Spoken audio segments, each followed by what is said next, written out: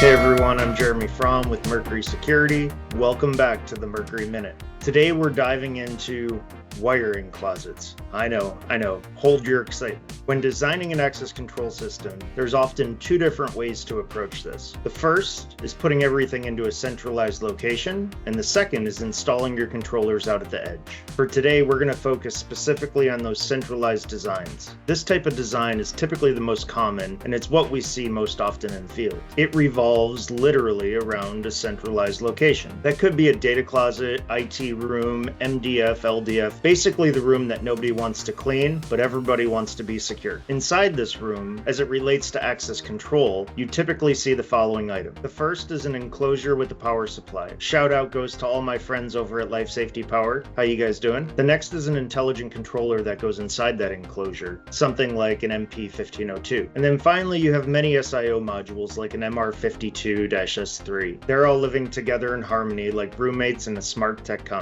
Now, if you have more doors than a Scooby-Doo hallway chase, you're likely going to have more than one enclosure. The first enclosure would have the brains, the intelligent controller, and you would max it out with SIO modules. And then the other enclosures would have just SIO modules, and you would link those enclosures together over RS-45, over that daisy chain bus. In the end, all the SIO modules go back directly to the intelligent controller or the brains of that location. Now let's talk about wiring and what that looks like in a centralized design. The reader, the door contact, the Rex, the strike, the maglock, they all home run all the way back to that centralized location. Each and every door, an individual cable pull, all the way back to that central location. It's sort of like every door calling home, ET style, back to its own individual SIO module. There's pros and cons of the centralized deployment. Here's the pros. The first is everything is tucked away in a secure room. The second is maintenance or service work doesn't require you to crawl through ceiling tiles above an active conference room or set up ladders in a hallway and block doors. And finally, when it's time to troubleshoot, you're not running around the building looking like you're chasing ghosts. You know exactly where to go, that one centralized location, and you can hide out there all day. So what are some of the cons of this type of design then? First, I hope you really like cable pulls because you're pulling that cable from the door all the way back to that centralized location every time. That can make it more labor intensive, and maybe the cabling cost is more expensive too. And sometimes architects just really don't like this. They don't like you running raceways through a building. They don't love you running cabling or conduit through their open concept building. It just doesn't look nice. But if you can tuck all those cables away and hide them through a ceiling or through a wall, then it's not so bad. What more is there to say about centralized deployments? I can't think of any. But what do you think? What do you have to say? Do you love it? Do you hate it? Do you think there's a better approach?